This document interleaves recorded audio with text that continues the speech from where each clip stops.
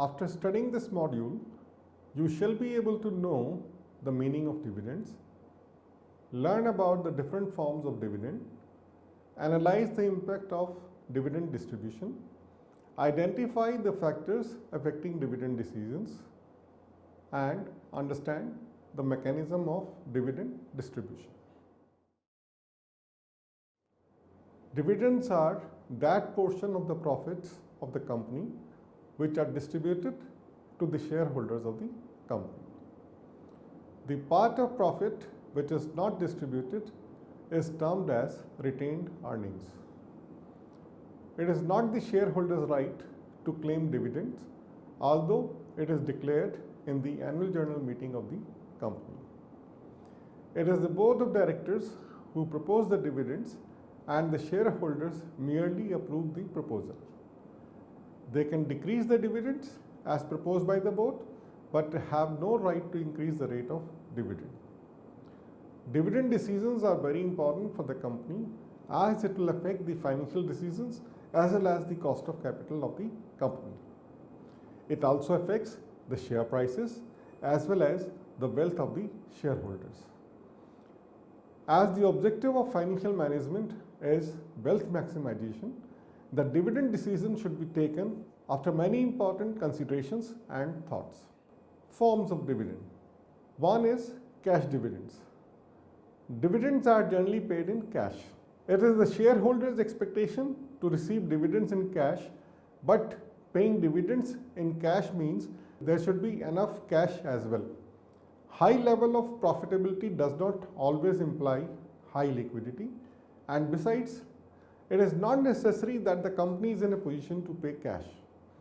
It might need cash for other more important growth-oriented investments. 2. Stock dividends.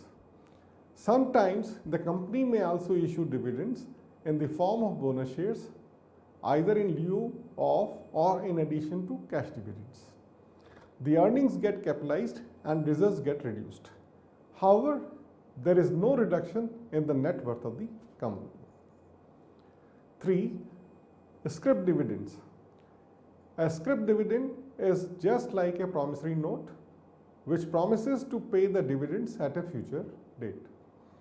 This is resorted to when the company does not have the cash or for some other reason wants to conserve the cash. Declaration of bonus to the shareholders is also not a possibility due to legal and statutory guidelines. The company pays interest on these scrip dividends. 4th, bond dividends. Instead of declaring dividends in cash, a company may also issue bonds to the shareholders in order to conserve cash. 5. Optional dividends. Optional dividends are paid to the shareholders at their option. They may either opt for cash or they can opt for stock dividends. Practical considerations in dividend policy. Whenever a discussion is held on the sources of finance for the company and internal sources are discussed, dividend decisions are automatically considered. But before assessing the financial needs of the company, a decision has to be taken, and that is whether the dividend should be independent of previous year's dividends or there should be some stability and smoothing effect. Some of the practical considerations in the dividend policies are as follows. Number 1, availability of cash. Traditional theories have postulated that a dividend decision is solely a function of the earnings of the firm. While earnings are an important determinant for the dividend decision, the role of liquidity cannot be ignored. Dividend payout entails cash outflow for the firm. Hence, the quantum of dividend proposed to be distributed critically depends on the liquidity of the firm. Therefore, the first important aspect while distributing dividends is to ensure there is surplus or sufficient cash with the company and they can easily afford to distribute as dividends. Number 2, investment opportunities available to the company. Whenever a good investment opportunity arises in the market, a company must avail of the opportunity. Sometimes it becomes must for the company to grow Otherwise, it will not sustain but will die. Normally, firms tend to have low payout if profitable investment opportunities exist, and conversely, firms tend to resort to high payouts if profitable investment opportunities are lacking. Generally, firms operating in industries which are in a nascent and growth phases of product life cycle are characterized by high dependence on retained earnings. On the other hand, firms operating in industries which are in the maturity and decline stages normally distribute a large portion of their earnings as dividends. 3. Constraints in distributing dividends. There are legal and statutory rules which a company has to follow in order to distribute dividends. Sometimes the law does not allow the company to issue excessive dividends. The companies have to follow the guidelines as per the Companies Act 2013. Fourth, expectations of the shareholders. Whatever may be the earnings of the company or the requirement of the company for cash, the shareholders always have some expectation which must be fulfilled in order to keep the good image of the company. The preference of the shareholders has a strong influence on the dividend policy of the firm. A firm will pay high payout ratio if the shareholders show preference towards current dividend, whereas it can keep a low payout ratio if the shareholders show preference towards capital gains. Whatever is the decision, it should be ensured that the policy should be for the long run, and it should try to strike a balance between the expectations of the shareholders as well as the needs of the company and its constraints. Number 5, flotation costs. Issue of securities to raise capital in lieu of retained earnings involves flotation cost. These costs includes fees payable to merchant bankers, underwriting commission, brokerage, listing fees, marketing expenses, etc. Moreover, smaller the size of the issue, higher will be the flotation cost as a percentage of amounts mobilized. Number 6, access to finance. A company which has easy access to external sources of finance can afford to be more liberal in its dividend payout. The dividend policy of such firms is relatively independent of its financing decisions. Firms having little or no access to external financing have rather limited flexibility in their dividend decisions. Taxes. Number 7. The incidence of taxation on the firm and the shareholders has an important influence on the dividend policy. In India, the companies are required to pay corporate dividend tax or dividend distribution tax under the Income Tax Act, whereas this income is exempt in the hands of the shareholders. Number 8, dividend preference. The dividend preference theory maintains that generally shareholders prefer receiving dividends to not receiving them. This may be said to be based on theory that a bird in hand is better than two in bush. There is always uncertainty in the future, so they may prefer to receive payments immediately. Number 9, dividend aversion. The dividend aversion position asserts that investors generally prefer that companies do not pay dividends in order to enhance the value or market price of the shares. Since dividends also entail corporate dividend tax, which ultimately are borne by the shareholders only, and capital gains are exempt from tax, shareholders prefer not to receive dividends. The mechanics of dividend payments. Number 1, we should appreciate the key dates. Whenever dividends are paid by the firm, there are certain dates which are very crucial and termed as key dates. The key dates associated with the dividends are: number 1, the declaration date. The amount of cash dividend is authorized by the firm's board of directors. A separate authorization occurs every time, even if it is in the firm's policy to pay the same amount repeatedly. The date on which the board authorizes the dividend is called as the declaration date. Number 2, the date of record.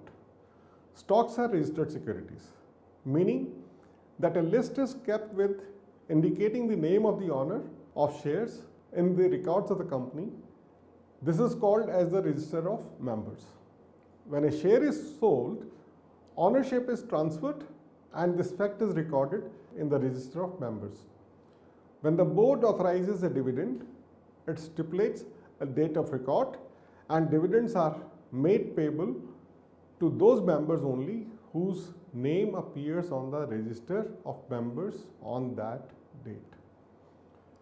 Third is payment date. The board also stipulates the date on the dividend check is to be mailed. This is known as payment date. The ex-dividend date. When shares are sold, it can take a few days to update the ownership record. So a sale made shortly before the date of record might not be recognized for payment purposes. To allow for a paperwork lag, progress firms have agreed to cut off sale for dividend purposes 4 business days prior to the date of record. The cutoff is called the ex-dividend date. Ex-dividend date is significant with respect to the stock market activity. An investor who purchases the stock prior to the ex-dividend date receives the next dividend. One who purchases on or after that date does not. Number 2, the dividend payment process. The amount of dividend, including interim dividends, shall be deposited in a scheduled bank by the company. The balance must be kept in separate account within 5 days from the date of declaration of such dividend as per the Companies Act. Provided that dividend payable in cash may be paid by check or warrant or in any electronic form to the shareholders entitled to the payment of dividend. Companies Act 2013 in respect of declaration and payment of dividend. Number 1, declaration of dividend. As per section 123, subsection 1 of the Companies Act 2013, no dividend shall be declared or paid by the company for any financial year except A, out of the profits of the company for that year, arrived at after providing for depreciation in accordance with the provisions of subsection 2, or out of profits of the company for any previous financial year or years, arrived at after providing for depreciation in accordance with the provisions of that subsection and remaining undisputed or out of both. Or B, out of money provided by the central government or a state government for the payment of dividend by the company in pursuance of a guarantee given by that government. Provided that a company may, before the declaration of any dividend in any financial year, transfer such percentage of its profit for that financial year as it may consider appropriate to the reserves of the company. Provided further that where, owing to inadequacy or absence of profits in any financial year, any company proposes to declare dividends out of accumulated profits earned by it in previous years and transferred by the company to the reserves. Such declaration of dividends shall not be made except in accordance with the rules as may be prescribed in this behalf. Provided also that no dividend shall be declared or paid by a company from its reserves other than free reserves. Dividend policy. The board of directors has to decide about the dividends to be declared to the shareholders. Dividend policy means determining the percentage of earning that should be distributed to the shareholders as dividends. The board can decide on a strict dividend policy or a liberal dividend policy.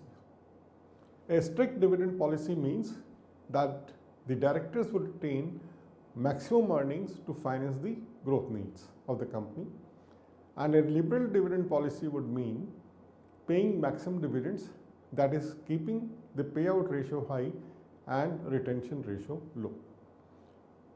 Dividend payout ratio is given by dividing the dividend per share with earnings per share. 1 minus payout ratio is called as retention ratio. Look at strict dividend policy.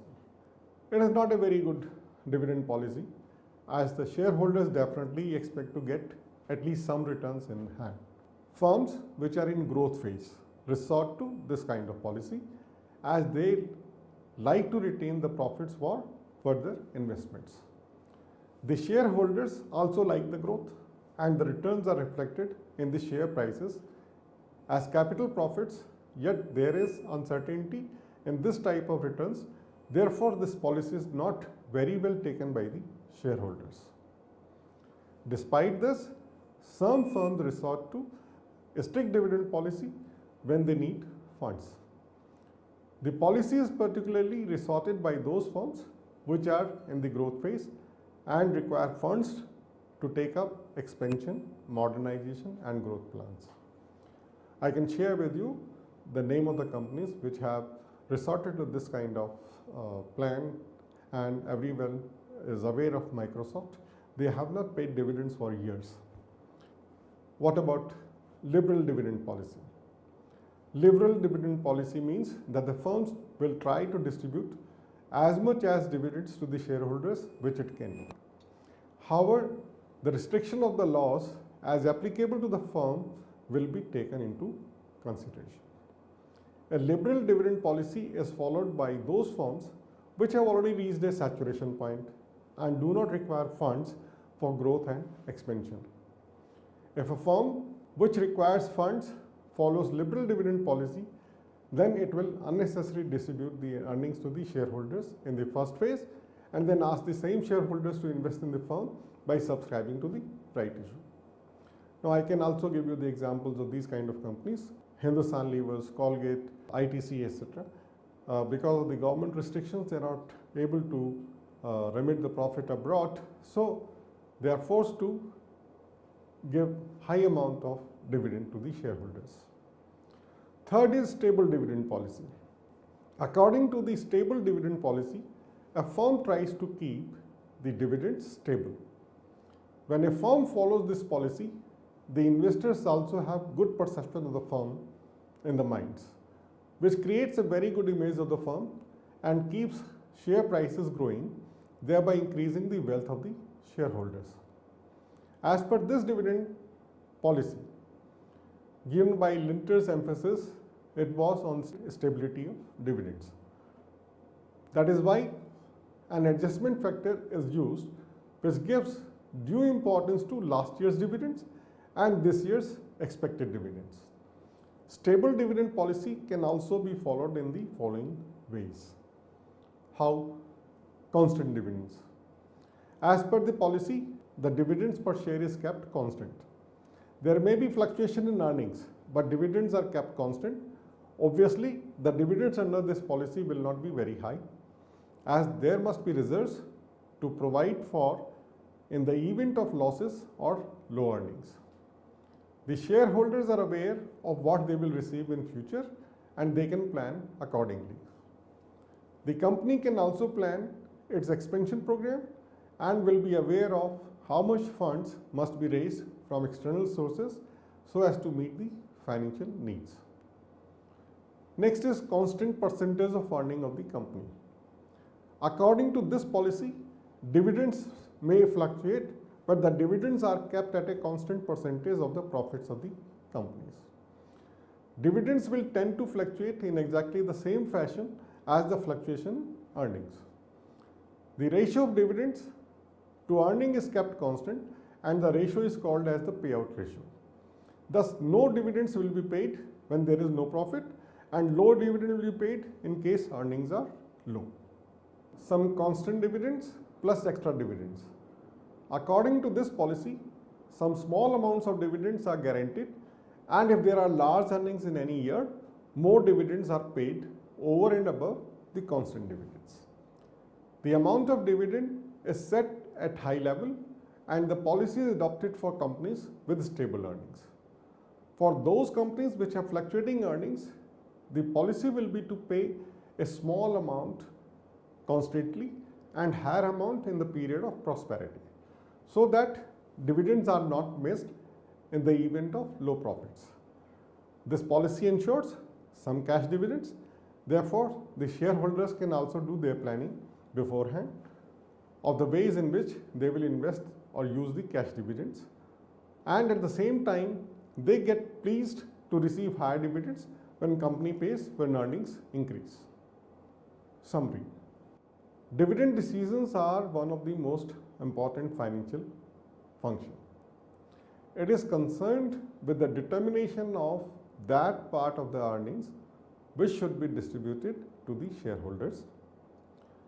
Dividends are that portion of the profits of the company which are distributed to the shareholders of the company. The part of profit which is not distributed is termed as retained earnings. Dividends are generally paid in cash.